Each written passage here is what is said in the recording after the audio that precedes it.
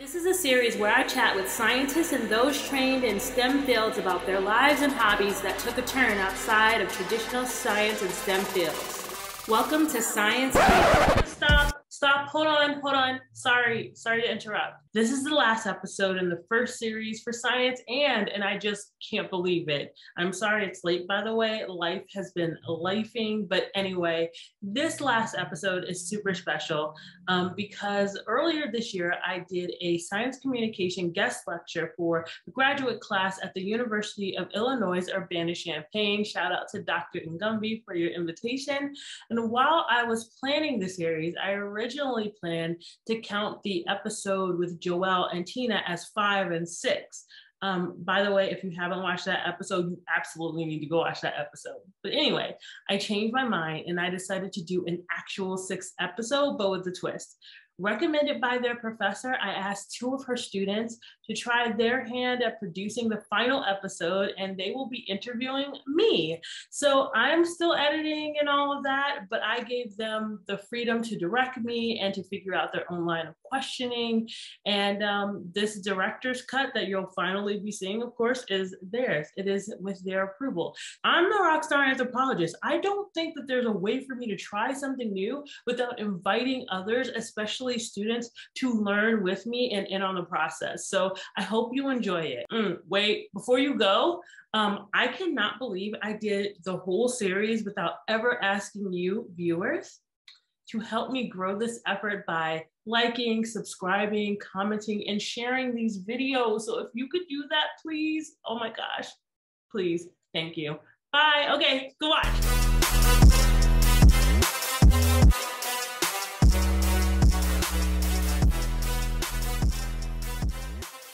Hello and welcome to Science And. My name is Iliana. My pronouns are she, her. I am a first-year PhD student at the University of Illinois, and I study plants and fungi, and specifically how their communities are affected by climate change in the Alaskan Arctic. And hey, I'm Sreelakshmi. My pronouns are they, them, and I'm a first-year master's student also at the University of Illinois, and I study honeybee foraging in agricultural ecosystems. And we're so excited to be interviewing Maisha today, also known as the rockstar anthropologist. I hope I have like a cool epithet like that someday. Like, I think that's a pinnacle that I want to reach in my career. We'll get there. I think we'll both get there. You give it to yourself. If I can be 100% honest with you, it was the name of the rockstar anthropologist was completely aspirational. Because I started the blog when I was a first-year master's student. And so I was trying to come up with like, what's a cool name for a blog that has to do with anthropology? And I just started to think about all the things that I wanted to be one day. And I also thought of a world where like I would go up on stage and I would get a reception just like a rock star would. Man. And hence the name, the rockstar anthropologist, purely aspirational, still aspirational, but I'm happy to have it. So it's not even like fake it till you make it. You made it till you made it. There you go. You gotta think of a name now. Yeah, I do. I think like if I wanted to go for an epithet, I feel like since my name is Sreelakshmi, it would be great to be Sreelakshmi. That's cute. That's cute. Simple, to the point. People mispronounce my name all the time, so just roll with it, right? That's actually really cute. So I'm gonna like say after this conversation, immediately go and buy that domain name. All the socials, just go for it. All the socials, just lock it up. I could get on that. Well, we are here to ask you a couple of fun and interesting questions, and we can't wait to start off with stuff we love, namely I love bees and I love fungi. So bees are super cool, and I study honeybees, which are really fun, and I kind of work as a spy for them because they do this cool little waggle dance, and we can actually figure out where they're going and how they're communicating with their dances. But honeybees are really cool. But you know what's really cool? Native bees, because they're the ones that really do a lot of the work. And honeybees are really just kind of the chickens of the agricultural world. So that said, I love honeybees. That's like my career. But I would say my favorite kind of bee in my heart are Megachilidae bees, which are leafcutter bees, because they've got these big old chompers. And get this, they have really fuzzy butts. Part of their like bot, or like the thickest, most plush fur is on their butts. Like what more could you want? Fuzzy bees are the best bees. Right. Oh my gosh. Yeah. That's You have a favorite bee? I didn't until you sent me the questions to sort of look over. And I discovered that, yes, I do have a favorite bee. And it actually became between two bees. The domino cuckoo bee, because of the little black spots that are all over it. And I will try and make sure that we have an image that pops up so that you all can see how everyone can see the bee. Yeah, like beautiful and interesting this bee is. But ultimately, I settled on the teddy bear bee. Being just the absolute cutest bee I think I've ever seen. And I think, like you, Sreelakshmi, I think what was super, like, I don't know, endearing to me was that little fuzzy bee butt. It's the little fuzzy, and you know what? My obsession with like little fuzzy butts is not just like bee related. I do have a corgi, and I think that corgi butts are absolutely adorable. And I didn't imagine that there would be so much butt talk in this episode, but we are just like a couple minutes in and going for it. Let's go. Well, we can maybe move away from that a little bit. Yeah, let's talk about something that doesn't even have a butt, maybe. Debatable. I don't know what you would describe as that, but okay. As I said, I study fungi, which are probably an underloved group of organisms. Most of what I study are called mycorrhizal fungi, so they actually help plants grow. They're in their roots, and about 80% of plant species have them in their roots, many of which need them to survive. So thank your fungi for the ability to have most plants around you. And so most of what I study, you probably won't ever see because it's almost entirely underground, but there are groups that are visible above ground, many of which we call mushrooms. So one of my favorite fungi, I have many, is the puffball fungi, which there are quite a few species, one of which I find most often is Apioperidon pyriforme, which is the common puffball. Part of the reason I love them is because if you find them and they're old enough and you just poke them, they go spoosh, and all their spores come out. And it's just very fun to do when you're looking for fungi in the woods, is just to take some time and just poke at it. Well, I do love fungi for lots of different reasons. I think when I was little, I'm a huge like fairy tale type person. I loved stories and everything, and mushrooms have been at the center of a lot of my favorite stories, like Alice in Wonderland, for example, which is one of my absolute favorite all-time stories. Mushrooms are there. In any case, recently, maybe, I don't know, a few months ago, I finally watched that documentary, Fantastic Fungi, which I recommend to everyone. And I just became really in love with different mushrooms and all that they can do, and really just like incredible source of information. But having to come up with what my favorite fungi were, I had a tie. The first one is the bitter oyster. I think because it's really just beautiful with all of its ruffles and its undulating parts and this beautiful sort of like rounded kind of shape, but also, and more importantly, the bioluminescence is just cool. Yeah. I think most of us can exist. I think most of us can sort of admit that bioluminescence is awesome. Sometimes deadly, but always deadly cool. So that one, but then I also had a second favorite, and I don't know if this was like against the rules, but I could not choose. it's like, and hopefully I pronounce this rightly, the Pixies parasoli.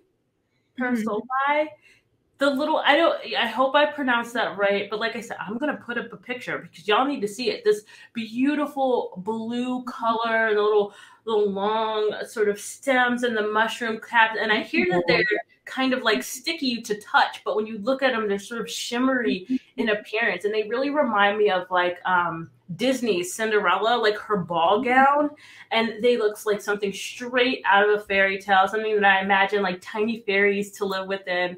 And I was coming up with all of these incredible stories as I just stared at them. They're just so pretty. So those two are my favorite fungi. Yeah, when it comes to pretty much any name, I was always taught if you say it with confidence, you're probably close enough to the correct pronunciation. All right, let's go with that. Well, we've got a lot of good information to get us started here. And thinking about how, like, I know both of us are graduate students, we were wondering what your favorite or most impactful class in college, in your undergrad or graduate school was that wasn't in your field of study. I took an abnormal psychology course, and this was like when you have time to do sort of gen ed requirements, and I don't even know what I was fully planning on doing with this abnormal psych course. I just wanted to take it. I qualified, so I took it, and I found it absolutely fascinating. Learning about the ways that the brain worked. In fact, it was because of the class that I thought for just a second, that I might go into neuroscience. But I found it fascinating because I wasn't just learning about the different disorders and diagnoses that people can sometimes have and they deal with, and also the cultural elements. I should have guessed from here that I was going to be an anthropologist because I was very interested in how culturally and different and socially around the world we dealt with different diagnoses. But I was also super interested in the legal and ethical implications of what it means to be diagnosed or to go undiagnosed, and just how messy and inadequate our mental health system, at least in the United States, is. And it was really sad, and it was very frustrating, and it was absolutely illuminating. But at the same time, this really sparked my interest in really understanding intertwining systems socially and medically and culturally. I really got into just being more of an empathetic person. And it really forced me to start rethinking of how I thought about other people, what I was taught about other people and the things that they go through, how mental illness was especially like I learned about mental illness from television primarily, right? And that was like the 90s and the early 2000s. And we did not do a great job. That's a big yikes moment. Yeah, I mean, like, and that was progressive back then. You know what I mean? And I'm thinking it's only 20 years back from when I was like a kid to when I'm finally in college. It's not a huge gap. But just in the last 10 years, even in the last 5 years, the leaps and bounds in how we talk about, this world of psychology, psychiatry, mental health. I mean, it has just exploded in a way that I'm hoping is beneficial going forward to the rest of the world. But I mean, that was definitely, as much as I learned about process and diagnosis and all of that, I learned something very deep about empathy. That's super cool. Classes are just so fun. They are. I really encourage people to don't just take the stuff that you're supposed to take or that you're interested in. Mainly because if there's ever a time in life where people are going to forgive you for taking a random class or for learning a random thing, and it's kind of included in your tuition anyway, do that in college. Like, that to me is probably the biggest benefit of going to a university or college of some sort, is just having room and time to explore. Definitely. Yeah, I think for me, my like random class was a Japanese woodblock print class, which was the first time I had a class that wasn't pretty much just focused on European culture. So it was really awesome for me because it was not easy to find those classes, sadly enough. As you became an anthropologist, one of the things I love seeing on Twitter and talking with other people about is the weird questions you get asked because people assume, oh, you must know, based on whatever your study area is. So I know for me specifically, I will get photos of random fungi from everyone I know, and it'll just be the cap of the fungi in like a field of grass, and they'll be like, "What is this?" And I'm like, "You know, right? You're an obviously, I can tell you what the white random mushroom or the tiny blue mushroom is from a single photo without context of where you found it." So, what are some of the weirdest questions you've gotten? Oh my goodness. I get a lot of weird questions because I study what it means to be human. And that's a really wide range, right? But I also study specifically from the sort of the side of death. And so I feel like a lot of the strange questions that I get are really more about, I think people kind of see me and might see anybody that has ever worked with the dead in any capacity as maybe like a proxy for what they have always wanted to know, the myths and sort of their own fears about what they've wanted to confront when it comes to death and dying. And so I get a lot of questions that are really based on this sort of various stages of human death and decay. And I'm just like, I really focus on the skeleton. Like, I don't really fool with the fleshy bits, right? But I still do get like a lot of questions like, what do dead people smell like? What do dead bodies look like? What do dead bodies taste like? And I'm like, I really don't know what you think I'm doing in the lab.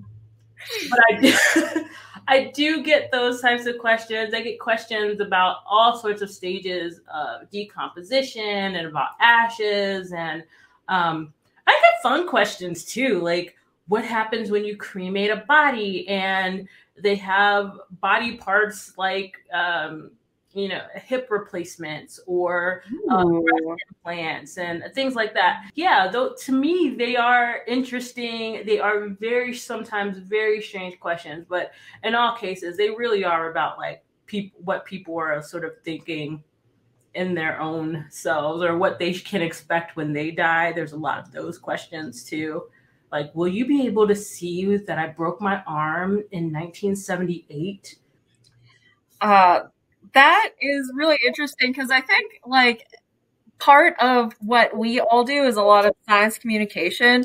Like I think a lot of the times there's ways that I wish I could communicate or like a method of science communication I could utilize that doesn't exist or is just impractical. Like me personally, if I could follow my heart and make this happen, like I just have this real love of the thought of like carrier pigeons and like, wouldn't it be really cool if we could train like these little bees to like carry a little like strip of paper that you'd need like a microscope to read and just like have them fly along to you and also like, I don't know, send a bee, save a bee, pollination program. And also I really love string telephones. This is unrelated to anything, but I personally would absolutely love to like relive my 7-year-old dreams and just, host a talk, a conference call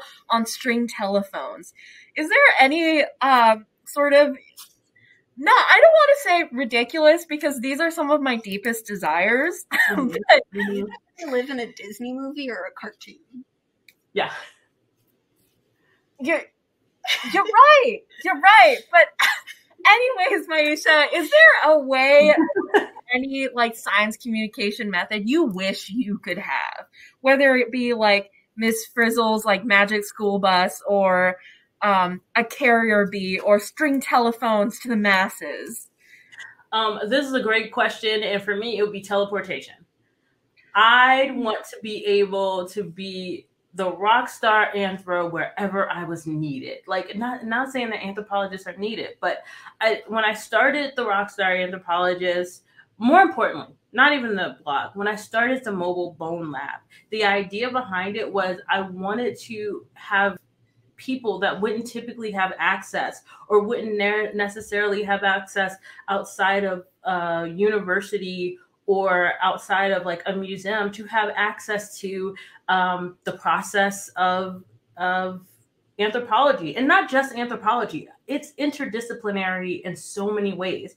The bone lab that I do, it privileges the area that we're around. So I always create a case that's based on some place where the people that are participating in the bone lab can say like, oh, that's right up the street. And this really happened. And I'm like, yes, right up the street. There was this place that exists there. And there were these people that exist there in the 1600s. I often feel like we're so far removed from history and time. But in truth, I mean, if 600 years and Earth years is like no time at all, right?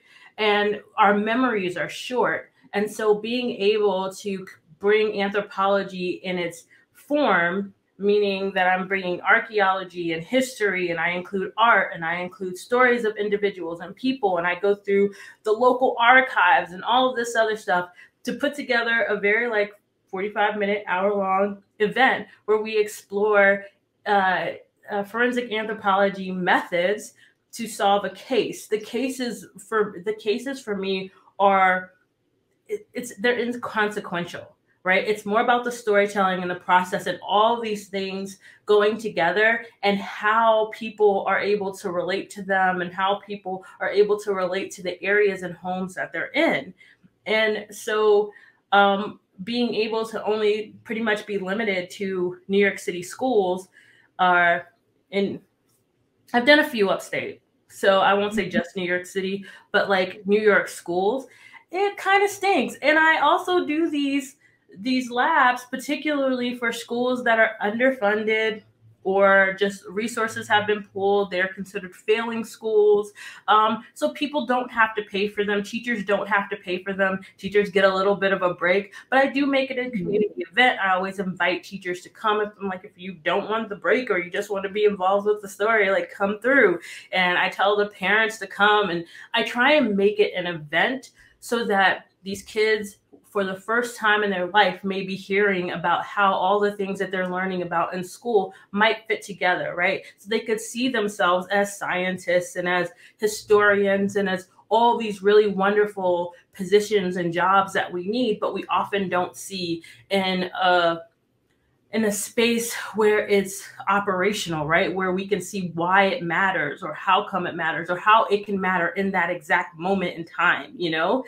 And it would be so cool if I could do that around the world for any school that needed a bit of a pick-me-up, a little a break outside of normal everyday curriculum, or so that other students or especially little kids. I work primarily with elementary schools, some high schools, rarely middle schools, because I'm weird with middle schools. Middle schoolers, they're in that weird age. Middle school is hard. Like if you get them, you have got them. But if you don't have them, it's just like, you know what? I would rather have a live audience of crickets with center of the crickets. And it's so interesting because they're still trying to find their place, so they might be interested, but they don't want friends to think that they're interested or weird. So I'm not usually like jumping up at a chance to go to a middle school. but I would love to be able to do that for so many kids that I feel like don't get access to a form of science and hands-on learning. And for me, having access to museums, like my mom taking me to Philadelphia to the Franklin Institute, which is a hands-on the Please Touch Museum in Philadelphia, the American Museum of Natural History. Like, yeah. I touch everything. I'm such a tactile learner, and I'm a visual learner. And there's so much that we read out of textbooks, and people are like, "Oh, why can't you understand this?" And it's not. I was a horrible student in science classes because we did everything out of a textbook. When my mom sent me to science camps in the summer, and when I watched like Nova and PBS, and where I actually got to see scientists do the work, that's where I started to see myself. And so I would love to be able to give that opportunity to as many young kids who don't have that opportunity ever as possible. So I need a teleportation machine that would just like zap me, an assistant in my bone lab, up and out. That would be so cool. I feel like your cause here is a little bit more noble, but I'm going to stand by my carrier bees and their fuzzy butts. Yeah, I remember I grew up near Philadelphia, so going to the Franklin Institute, you were talking about that, and I could instantly remember like the little workshops they would have that I got to attend with the most random information. Mm-hmm. One I remember specifically is how the Titanic sunk versus like ways it could have been built to not sink. Oh. Yeah, it had to do with the walls and stuff. It was interesting. Hmm. But yeah, no, I love what you're talking about. I think it's amazing to have science that can be moved around like that, and to be able to do it through teleportation would just fix so many issues that can happen. It would. I would definitely choose like a magic school bus route, because like with fungi especially, like most of it you can't see. And it seems very static. But if you could shrink down to like be inside a hyphae, which is a portion of the fungus, and just travel through that, that would be so fun. And because this is science, and we wanted to talk a little bit less about science for a minute and talk about and we saw when looking through your blog and your socials, you are a crafter, and I think we both are also crafters, and that's just an amazing, awesome thing to talk about. I know personally I do all different types of art, crochet, everything and anything I can get my hands on pretty much. So what kind of crafts do you do, and how did you get started crafting? Oh, wow. I feel like I do all kinds of crafts at the moment because I have started this geek shop. I think that a large portions of the crafts that I'm doing right now is like vinyl cutting and t-shirt making, tote bag making, heat press. But I've always done so many different types of craft. My mom was there's 6 kids that she and my dad had. And without a lot of money, you know, crafts are a great way to keep kids really entertained. And so I think that's sort of how I got started. Is just I've never lived a life that didn't have craft involved. I don't know what that's like. And my mom being a huge crafter, there was always crafts in the house. And, you know, if we didn't have it, she would always say, why don't you go and try and make it? And so I've done a little bit of everything. I think my first even viable business that I had was when I was roughly 7 or 8 years old. I would bake cookies and decorate them and sell them on Saturdays from my porch in Brooklyn. And I would make like $3 and promptly go spend it on candy.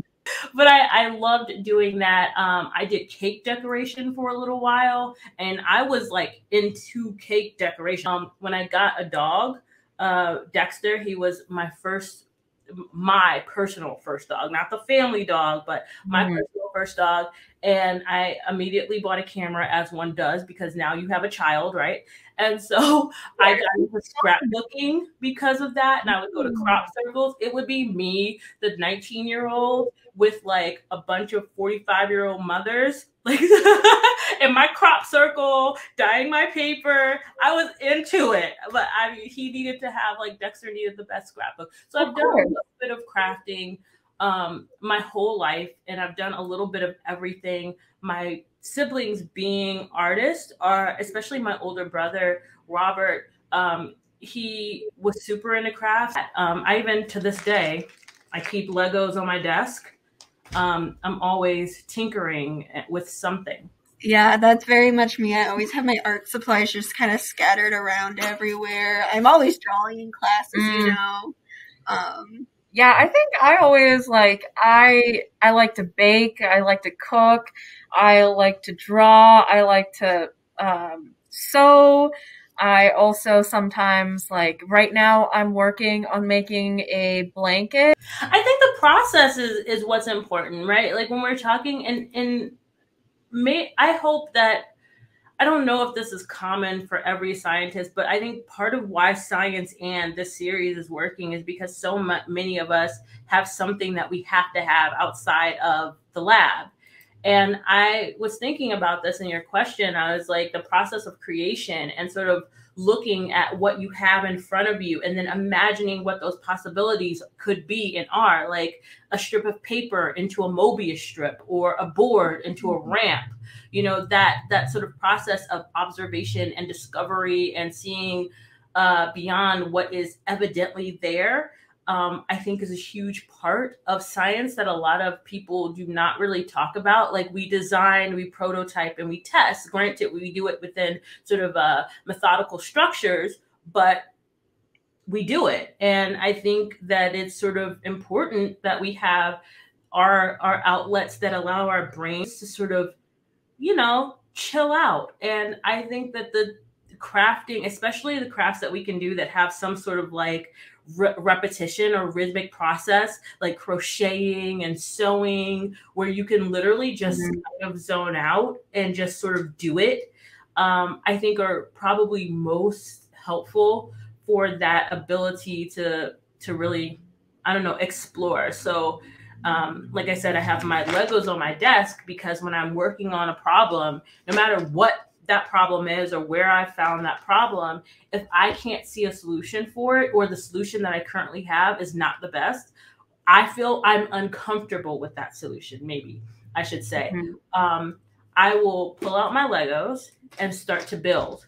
And just the process of like clicking together that tactile feel, the plastic and seeing something come out of nothing and just letting my mind let go of the problem. And instead, I'm focused on a solution. And it doesn't have to be anything. Like I don't have to build a car. I don't have to build a house. I can just see what the Legos in front of me say we're going to do. And for me, this has been a very important process for studying, for thinking, for problem solving. And I think hopefully everybody has some form of outlet that they can go and just sort of do that is different or separate than our work or our research. Can you think of any instance where your hobbies or your crafts really helped your science? Because I feel like Science and is we're a conglomeration of everything we do, you know? Yeah. Yeah, sure. I mean, the fact that Science and exists, right? Like that's already something where I have sort of a hobby or outside of science skills that have helped me. Definitely. My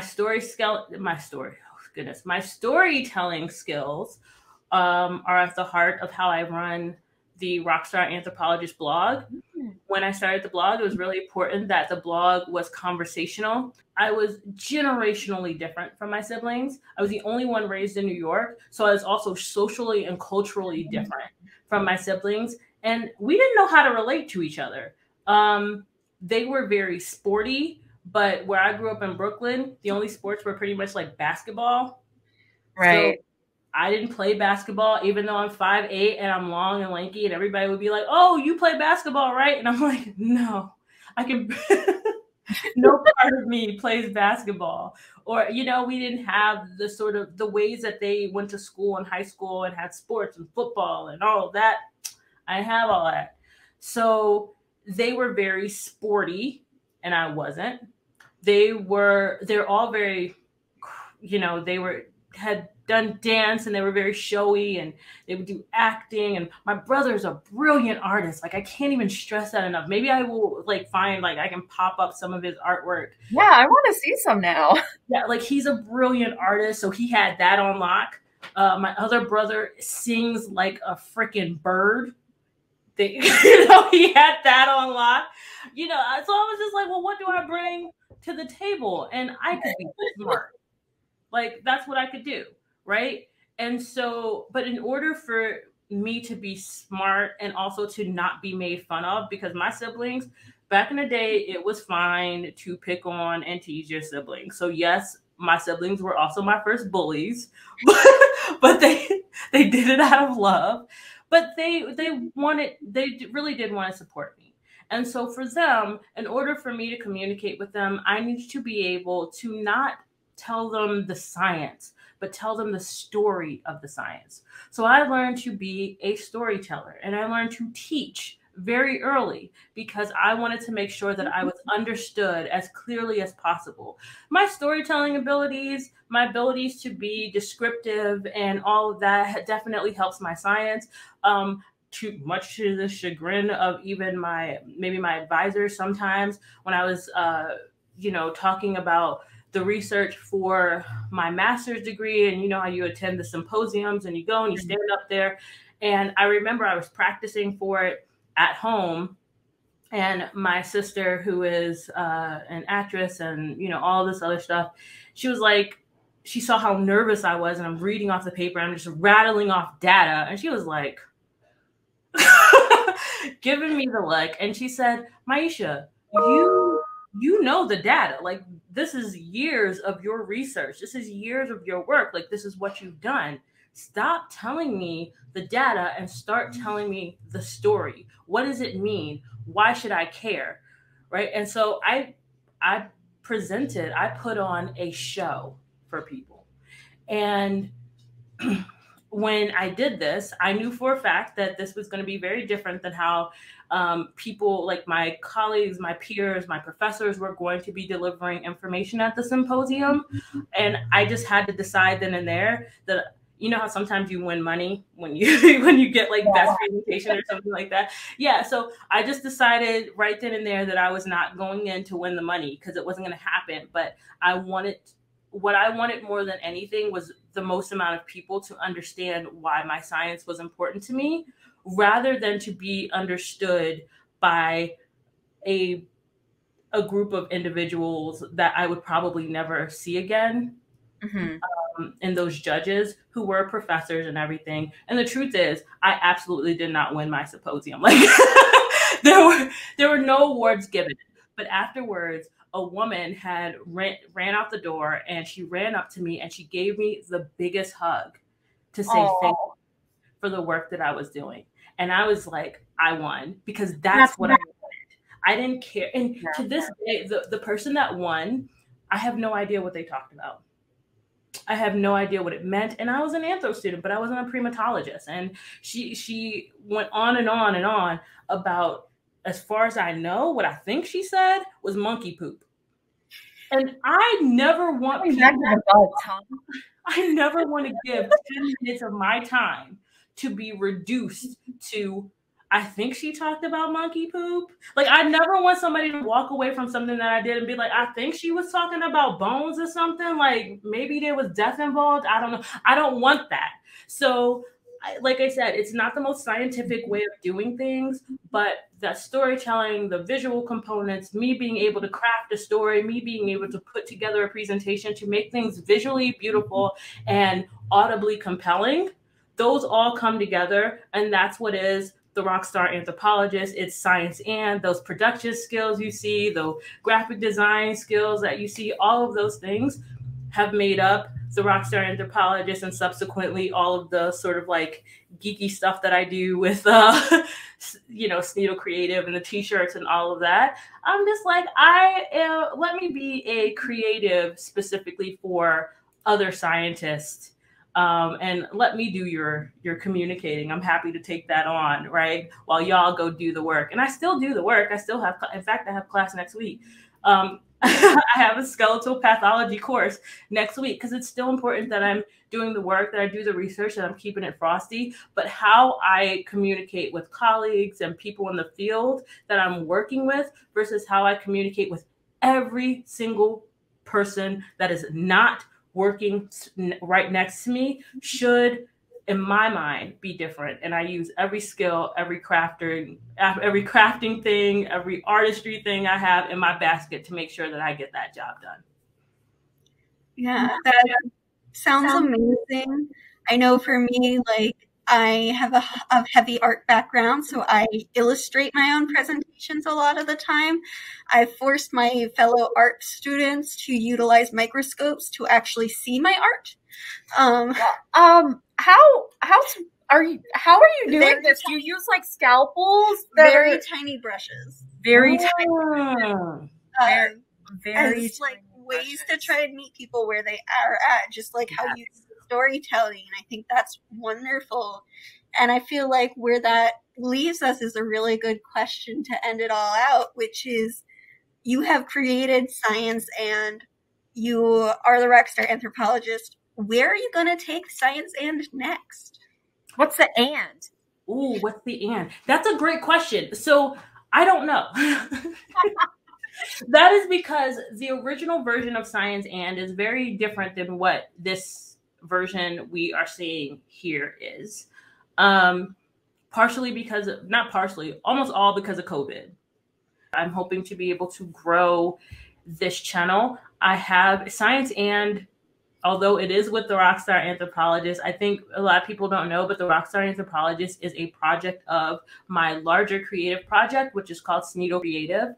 And Sneedle Creative is where all things science and creativity live for me. So I want to be able to grow that creative brand out and work with more organizations. And so we'll probably do a second series that will look a lot like this, where I will focus more on artists who work in the sciences. And hopefully, maybe by next year, I will have grown enough and can finance this whole situation enough, because I do finance it all myself. I can finance this whole situation enough to start to look into building out Science and as like a really beautiful, like short form documentary style piece of content. I can see it. I can't see Ilana's little paintings with the very tiny brushes, but they're in Pennsylvania right now, so it'd be very hard. I want to see Ilana's paintings though. But yeah, I'm so excited to see where Science and Sneedle Creative go next. I guess one more time for everyone watching, if they want to continue following this, how best can they find you? Well, they can always go to therockstaranthropologist.com, which is the blog website. I would also, though, much more than that, highly suggest that you find me on Twitter and Instagram at rockstaranthro. And if you're interested in seeing what Sneedle Creative is producing, currently, like I said, it's our geek shop. So head to at Sneedle Creative on Instagram, and there you will find all of the links for the shop, the series on YouTube, the website, and anything else that I might do in the near future, any events that I have. Those will all be pretty much in the Instagram of either at Rockstar Anthro or at Sneedle Creative. So please find me there. Sounds awesome. Thanks again for allowing us to be your guest interviewers, guest hosts. Congratulations. Y'all did an incredible job. So thank you so much for being our guest producers today on this final episode of Science and episode number 6. I didn't even say, I normally